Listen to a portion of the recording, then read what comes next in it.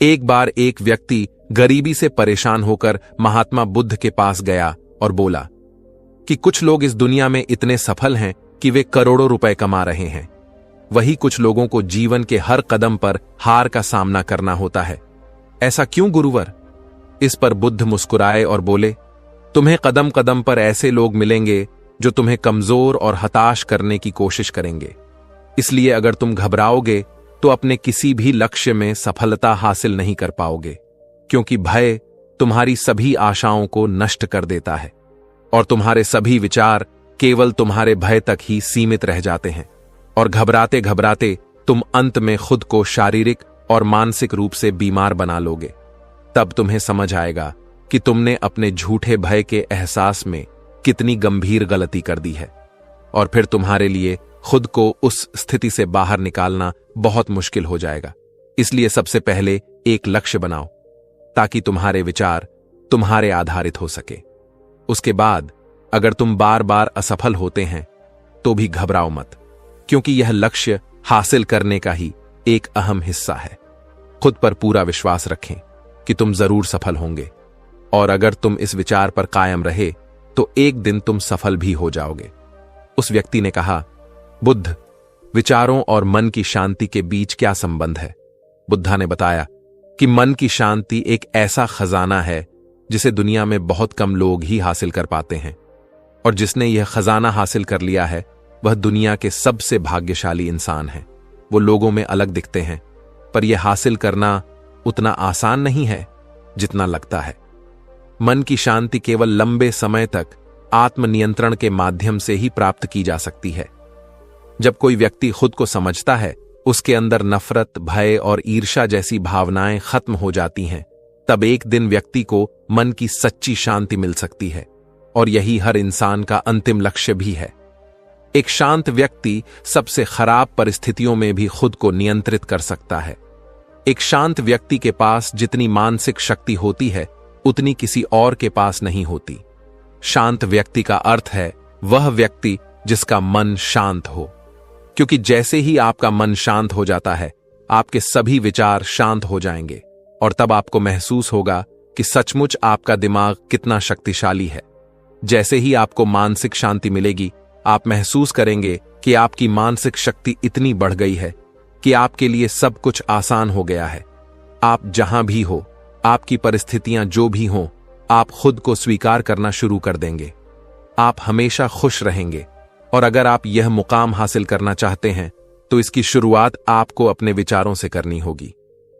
अपने विचारों पर नियंत्रण केवल आप ही कर सकते हैं और यह केवल ध्यान के माध्यम से ही प्राप्त हो सकता है। इतना कहकर बुद्ध चुप हो गए और ध्यान करने लगे और वह व्यक्ति भी उनको प्रणाम करके चला गया। चलिए इस बात को एक बौद्ध कहानी के माध्यम से समझते हैं। पुराने मगध राज्य में एक बहुत ही धनवान सेठ रहा करता था। उसके पास बहुत धन दौलत थी।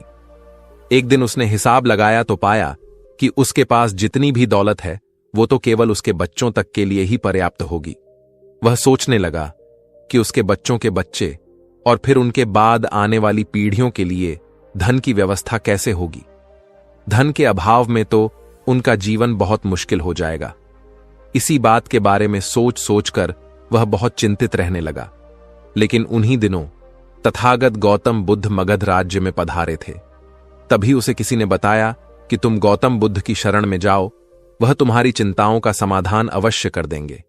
वह इंसान गौतम बुद्ध के पास जाता है और कहता है, बुद्ध, मैं चाहता हूं कि मेरे पास इतना धन हो कि मेरे बच्चे, उनके बाद उनके बच्चे और फिर उनके बच्चे, इसी तरह से अगली कई पीढ़ियां भी अगर मेरे धन का उपयोग करती रहीं तो मेरा धन समाप्त ना हो। गौतम बुद्ध मुस्कुराए और बोले, बिल्कुल ऐसा ही होगा, लेकिन उससे पहले तुम इस नगर के बाहर वाली कुटिया में रहने वाले परिवार को एक दिन के खाने की सामग्री देकर आओ। यह सुन वह बहुत खुश हो गया और तुरंत ही एक दिन के खाने की सामग्री से भरा थैला लेकर नगर की बाहर वाली कुटिया में पहुंच गया। वह जैसे ही कुटिया के अंदर गया तो उसने देखा कि कुटिया के अंदर एक बूढ़ी सांस और उसकी जवान बहू है। बूढ़ी औरत बैठकर ध्यान कर रही थी और उसकी बहू रसोई में खाना बना रही थी। सेठ ने बहू की तरफ देखकर खाने की सामग्री का थैला आगे बढ़ाते हुए कहा, मैं इस नगर का एक अमीर सेठ हूं और तुम्हारे परिवार के लिए एक दिन के खाने का नाश्ता लेकर आया हूं। इसे रख लो। यह सुन बहू ने मना करते हुए कहा, लेकिन हमारे पास आज के खाने की व्यवस्था है। सेठ ने कहा, इससे कल के खाने की व्यवस्था हो जाएगी। उस औरत ने कहा, माफ करें, लेकिन हम अगले दिन के लिए भी यह इकट्ठा करके नहीं रखते। हम रोज के खाने की व्यवस्था रोज ही करते हैं।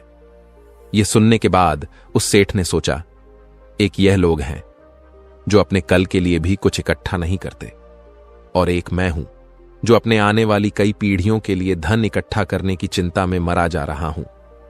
अब उस सेठ को समझ आ चुका था कि आखिर गौतम बुद्ध ने उसे नगर के बाहर वाली इस कुटिया में क्यों भेजा था।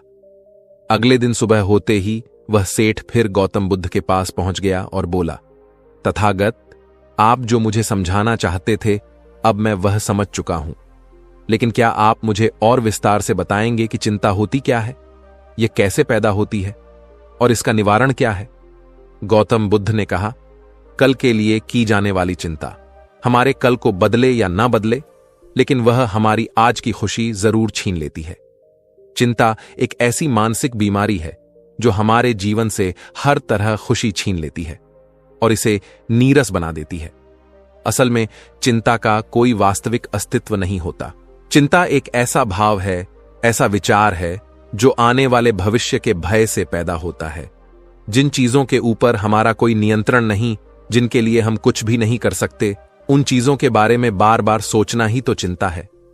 गौतम बुद्ध ने आगे कहा, जरा एक बार गहराई से सोचकर देखो कि जिन चीजों में तुम्हारा बिल्कुल भी नियंत्रण नहीं, जिन्हें तुम चाहकर भी नहीं बदल सकते, अगर उन चीजों के बारे में तुम पूरा दिन ना भी सोचो तो क्या चला जाएगा? उस इंसान ने कहा, बुद्ध, तो क्या आपके कहने का अर्थ यह है कि हम किसी भी चीज या घटना के बारे में सोचना ही त्याग दें? बुद्ध ने कहा, जीवन में जो भी समस्या आई है या फिर आने वाली है, उसके बारे में विचार करके उसका समाधान निकालना, यह तो हमारे बुद्धि का धर्म है। लेकिन उसी समस्या के बारे में निरंतर, लगातार, बार बार सोचना, यह एक मानसिक बीमारी है। जब हमारा दिमाग किसी एक घटना, किसी एक विचार में अटक कर रह जाता है, उसी एक चीज या घटना के बारे में पूरे दिन सोचता रहता है, बस उसी चीज में ठहर कर रह जाता है, तो ऐसा विचार हमारे जीवन से सारी खुशी, सारा चैन, सारा आनंद छीन लेता है। चिंता करने का सीधा सा अर्थ है कि जो हमारे जीवन में हुआ ही नहीं, उसके बारे में व्यर्थ ही सोचते रहना। बुद्ध ने सेठ की तरफ इशारा कर करते हुए कहा, आखिर सोच सोच कर तुम क्या बदलोगे? लेकिन हां, अगर तुम उसके लिए कुछ कर रहे हो तो जरूर कुछ बदलाव ला सकते हो।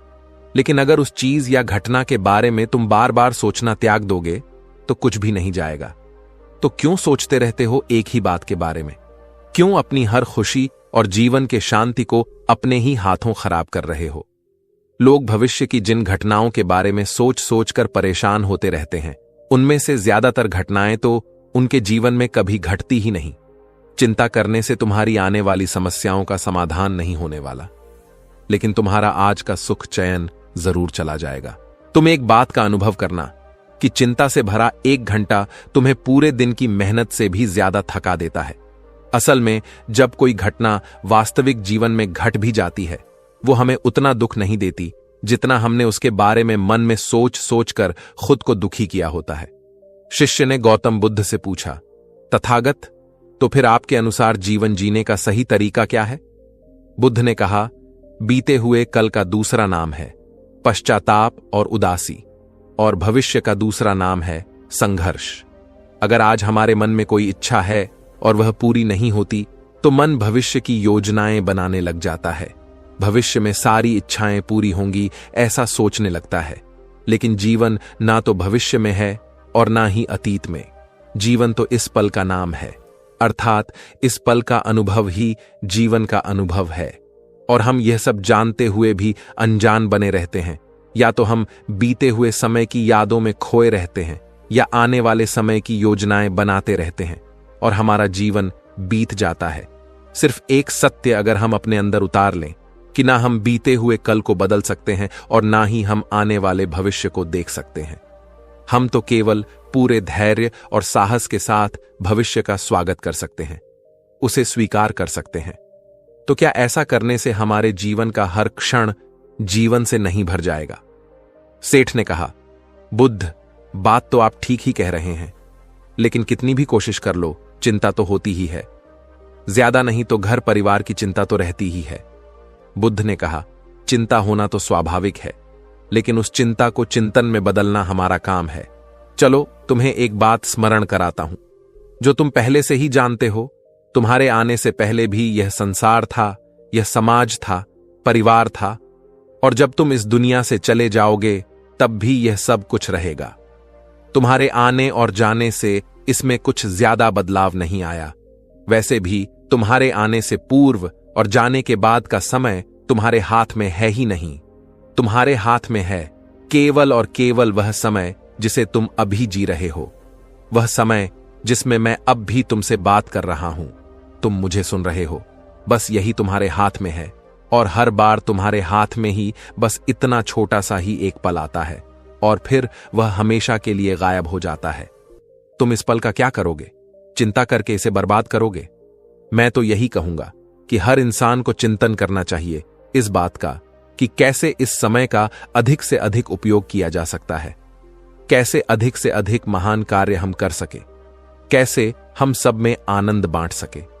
ध्यान रखना कि चिंता इंसान को उसकी चिता तक ले जाती है और चिंतन उसके मन को कुंदन बना देता है। सेठ ने कहा, बुद्ध, मैं आपकी बात समझ गया कि हमें जीवन को ज्यादा गंभीरता से न लेकर इसे पूरी ऊर्जा और आनंद के साथ वर्तमान में जीने की कोशिश करनी चाहिए। सेठ ने आगे प्रश्न किया, लेकिन बुद्ध, अगर कोई इंसान चिंता से घिर चुका है तो वह इससे बाहर कैसे आ सकता है? गौतम बुद्ध ने कहा, तुम कभी किसी बड़ी सुरंग से बाहर निकले हो? कितना भयानक अंधकार होता है। सुरंग के अंदर हमेशा ही यह भय लगा रहता है कि अगर इसके अंदर फंस गए तो क्या होगा, कैसे निकलेंगे इस सुरंग से। लेकिन अगर ध्यान से देखें तो सुरंग चाहे कितनी ही गहरा क्यों ना हो, सुरंग के दूसरे किनारे पर हमेशा प्रकाश ही होता है, और उस प्रकाश तक वही पहुंच पाता है जो उस पूरी सुरंग को पार करके सुरंग के दूसरे छोर तक पहुंचता है। और ठीक इसी प्रकार हमारे जीवन में कई बार हम लोग खुद को निराशा और चिंता की काली सुरंग में फंसा पाते हैं, जहां से बाहर जाने का रास्ता नजर नहीं आता, और ऐसा लगने लगता है कि यह जीवन ऐसे ही समाप्त हो जाएगा। लेकिन ऐसी परिस्थिति में ठीक उस सुरंग की भांति इस निराशा और चिंता को समाप्त करने वाला आशा का प्रकाश उसे ही मिलता है, जो निरंतर आगे बढ़ता रहता है, जो लगातार प्रयत्न करता रहता है। इसीलिए अगर तुम्हारे जीवन में कभी भी उदासी और चिंता का पल आए तो रुकना मत, बस लगातार प्रयास करते रहना, तुम्हें सफलता अवश्य मिलेगी। अब तक सेठ गौतम बुद्ध की बातें समझ चुका था। उसने बुद्ध का धन्यवाद किया और वहां से चला गया। दोस्तों, इन 5 प्रैक्टिकल टिप्स का इस्तेमाल करके आप अपने जीवन में आने वाली बहुत सी चिंताओं और परेशानियों को काफी हद तक कम कर सकते हैं। पहली सीख है कि जीवन को ज्यादा गंभीरता से लेना त्याग दें। यह हो गया तो क्या होगा, वह हो गया तो क्या होगा, कुछ भी नहीं होगा। अगर कुछ हो भी गया तो आप उस परिस्थिति के अनुसार कोई ना कोई रास्ता निकाल ही लोगे। इस पृथ्वी को ब्रह्मांड में बनी हुई 450 करोड़ वर्ष पूरे हो चुके हैं, और अगर आप और मुझ जैसा कोई भी इंसान 100 साल चिंता करके चला भी जाता है तो इसमें इस ब्रह्मांड का कुछ भी नहीं जाएगा। इसीलिए हर रोज खुद से यह बोलिए कि मुझे सिर्फ जिंदा नहीं रहना बल्कि जीना भी है। दूसरी सीख यह है कि हर छोटी छोटी बात के लिए चिंता करना त्याग दें। जैसे ट्रैफिक में फंसने की चिंता, कोई छोटा मोटा पैसे का लॉस हो गया, उसकी चिंता आज ठंडा खाना खाना पड़ेगा, इसकी चिंता, और ना जाने ऐसी कितनी फिजूल की चिंताएं हम अपने मन मस्तिष्क में लेकर रहते हैं। जरा एक बार सोच के देखिए कि जिस दिन आप अपनी आखिरी सांसें गिन रहे होंगे, क्या तब भी यह सारी परेशानियां आपको उतनी ही मुश्किल लगेंगी जितनी आज लग रही है? नहीं ना। तब उस दिन यह सारी परेशानियां, जो कि आज आपको पहाड़ जैसी लग रही है, एक छोटे से रेत के कण से भी छोटी लगेंगी। इसलिए हर छोटी बात के लिए चिंता करना छोड़ दें। तीसरी सख यह है कि जीवन बहुत छोटा है। आप आज अभी और इसी पल भी मर सकते हैं। हम हर बात की चिंता इसलिए भी करते हैं क्योंकि हमें लगता है कि अभी हमारे पास बहुत समय है, हम बहुत सालों तक जिंदा रहेंगे, मरते तो दूसरे लोग हैं, मैं तो जीवित रहूंगा।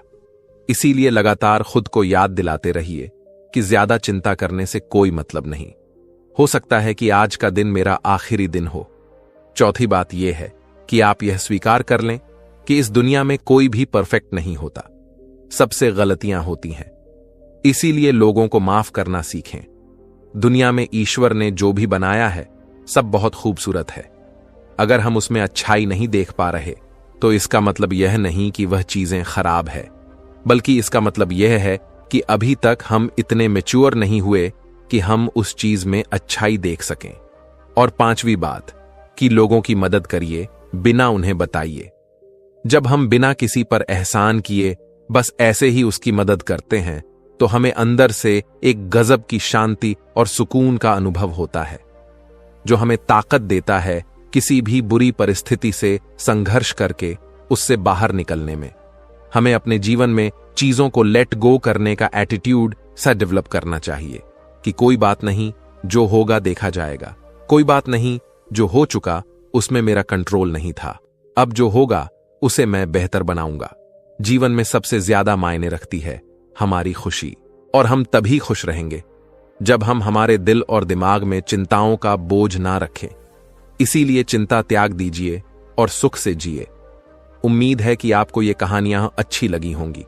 अगर वीडियो पसंद आया तो चैनल को सब्सक्राइब जरूर करें। नमो बुधाय। दोस्तों, किसी ने सही बात कही है कि दूसरों की समस्याओं का आनंद लेना बंद कीजिए, वरना ईश्वर आपको वही तोहफा दे देंगे, क्योंकि भगवान वही तोहफा देते हैं जिसमें हमें आनंद आता है। आदतों को लेकर के आपने बहुत सारी बातें सुनी होंगी, जैसे आदत से मजबूर होना पुरानी आदत है, जाते जाते जाएगी। बहुत सारी कहावतें हैं, जैसी आदत है वैसा जीवन है, लेकिन आदत ऐसे नहीं बनती है। दरअसल हम जिंदगी के नाम पर आदतों को ही जीते हैं। बहुत सारी आदतों को एक जगह इकट्ठी कर लें तो जो बनती है वह है हमारी जिंदगी। नमस्कार दोस्तों, बुधा पिलर यूट्यूब चैनल में आपका दिल से स्वागत है। दोस्तों, बहुत समय पहले की बात है, एक राजा था जो अपनी प्रजा और अपने परिवार का खूब ख्याल रखता था। लेकिन राजा को अपने आदमियों पर कुछ दिनों से संदेह था, और उस राजा के 3 बहुत ही खास मंत्री भी थे जो उसका काम संभालते थे। लेकिन कुछ दिनों से राजा को शक था कि उन 3 मंत्रियों में से कोई एक मंत्री है जो राजा के पैसों में घपला कर रहा है, और वह मंत्री अपने काम को भी ठीक से नहीं कर रहा है। अब राजा काफी दुविधा में था, क्योंकि उसे यह समझ नहीं आ रहा था कि उन तीनों मंत्रियों में से कौन सा मंत्री बेईमान है और कौन सा मंत्री ईमानदार है। यह पता लगाने के लिए एक दिन राजा ने उन तीनों मंत्रियों को अपने पास बुलाया और कहा, देखिए मंत्री महोदय, हमारा जन्मदिन आ रहा है, इसलिए आप तीनों को एक एक बोरा दे दिया जाएगा और तीनों को 3 अलग अलग घने जंगल में भेज दिया जाएगा। उस जंगल में तुम लोगों को फल के वृक्ष को ढूंढना है और अच्छे अच्छे ताजे फल से इस बोरे को पूरा भर कर लाना है, और तुम तीनों के पास सिर्फ आज शाम तक का ही समय है। राजा के कहे अनुसार वह तीनों मंत्री को जंगल में भेज दिया गया। पहला मंत्री बहुत ईमानदार और मेहनती था, तो उसने राजा के लिए बहुत सारे अलग अलग और अच्छे ताजे फल से अपना बोरा पूरा भर लिया। लेकिन उसे यह सब करने के लिए बहुत मेहनत करनी पड़ी, लेकिन अंत में उसने अपना काम पूरा कर लिया। वह बहुत थक चुका था और उसने अपना काम ईमानदारी से भी किया था। अब दूसरा मंत्री जो था वह बहुत ही चालाक था। उसने सोचा कि राजा के पास इतना समय तो नहीं है कि वह यह सब जांच करे कि मैंने अच्छे फल लाए हैं या खराब, तो बिना ज्यादा मेहनत किए उसे जितने फल जमीन पर मिले उसने वह अपने बोरे में रख लिया, बिना यह सोचे कि वह अच्छे हैं या खराब। जमीन के फल बहुत ज्यादा खराब थे। वह आराम से वृक्ष के नीचे बैठ गया। अब तीसरा मंत्री जो था वह बहुत ही ज्यादा बेईमान और आलसी था। उसने सोचा कि राजा सिर्फ बोरे की लंबाई और वजन ही देखेगा, यह नहीं देखेगा कि उस बोरे के अंदर क्या है और कितनी अच्छी और खराब चीजें हैं। तो उस तीसरे मंत्री ने बिना कुछ सोचे समझे अपने बोरे को सूखे पत्तों और कुछ छोटे छोटे पत्थरों से भर लिया। इसके बाद वह भी वृक्ष के नीचे बैठ गया। और शाम होने का इंतजार करने लगा। राजा के कहे मुताबिक समय समाप्त हो चुका था। शाम भी हो चुकी थी। अब वह तीनों मंत्री भी एक साथ अपने अपने बोरे के साथ राजा के महल में वापस आ गए। राजा ने देखा कि वह तीनों मंत्री जंगल से वापस आ गए हैं, तो राजा ने उन तीनों मंत्रियों के बोरे को खोलकर देखा नहीं कि उसके अंदर क्या क्या है। राजा ने उन तीनों मंत्रियों को अलग अलग जेल में 1 महीने के लिए कैद कर दिया। राजा ने सिपाहियों को यह आदेश दिया कि इन तीनों को 1 महीने तक खाना नहीं दिया जाएगा, क्योंकि ये तीनों 1 महीने तक वही फल खाएंगे जो इन तीनों जंगल से अपने बोरे में भर कर लाए हैं। जो पहला मंत्री था, जिसने अपने बोरे में अच्छे और ताजा अलग अलग फल जमा किए थे, उसने जेल में 1 महीना आराम से गुजार लिए, अच्छे फल खाते हुए जो उसने खुद जमा किया था। उसके बाद जो दूसरा मंत्री था, जिसने बेकार और खराब फल अपने बोरे में रखे थे, उसे वही बेकार और खराब फल 1 महीने तक खाने पड़ा और वह उस जेल में ज्यादा दिनों तक टिक नहीं पाया। खराब फल खाने की वजह से वो बीमार हो गया और उसकी तबीयत खराब हो गई। अब जो तीसरा मंत्री था, जो बहुत ही बेईमान और आलसी था, जिसने अपने बोरे में सिर्फ सूखे पत्ते और कुछ छोटे छोटे पत्थर भरे थे, वह 1 महीने के लिए क्या खाता। और तभी उसे अपने बेईमानी और आलस्य पर पछतावा होने लगा कि शायद मैंने उस दिन जरा मेहनत करके इस बोरे में फल रख दिए होते तो आज मेरा ये हाल नहीं होता। और वह बिना कुछ खाए जेल में 2 दिन के बाद भूख के कारण मर गया। तो दोस्तों, इस कहानी से हमें यह सीख मिलती है कि जो आलस और बेईमानी करते हैं, बेईमानी मतलब अपने ही काम में अपना कुछ नहीं करना, अपना मन नहीं लगाना और खाली बैठे रहना, तो उससे आज तो हमें कोई फर्क नहीं पड़ता। आज तो हम अपने काम में आलस करके आराम कर लेते हैं, लेकिन भविष्य में हमें उस पर पछतावा होता है। आपने बहुत से लोगों को यह कहते हुए सुना होगा कि काश उस समय पर मैं ऐसा कर लेता तो आज उस इंसान की जगह मैं होता। लेकिन उस समय पर उन लोगों ने आलस को अपनाया था, इसीलिए वह आज जहां थे वही है। और जिसने मेहनत को अपनाया था, वह इंसान अपनी मंजिल में आगे बढ़ गया। तो अपने काम के साथ बेईमानी और आलस्य बिल्कुल भी मत करो। उसके बाद तो हमें पछतावे के अलावा और कुछ भी नहीं मिलता। ये जो समय है ना, इसकी कीमत कोई नहीं लगा सकता है। हम लाखों रुपए देकर भी अपनी जिंदगी का 1 मिनट भी वापस नहीं ला सकते। इसीलिए इस समय का सही उपयोग करो। समय की एक अच्छी बात है और एक बुरी बात है। अच्छी बात यह है कि हम उसे किन चीजों में गुजारते हैं, यह हमारे हाथ में होता है। और बुरी बात यह है कि समय गुजर जाता है और सभी के पास दिन में 24 घंटे ही होते हैं, गरीब के पास भी और अमीर के पास भी। बस ये हमारे हाथ में है कि हम उस समय से क्या नया कर सकते हैं। तो अपने एक एक पल का हिसाब रखो कि हम उन्हें किन चीजों में गुजार रहे हैं। नमो बुद्धाय।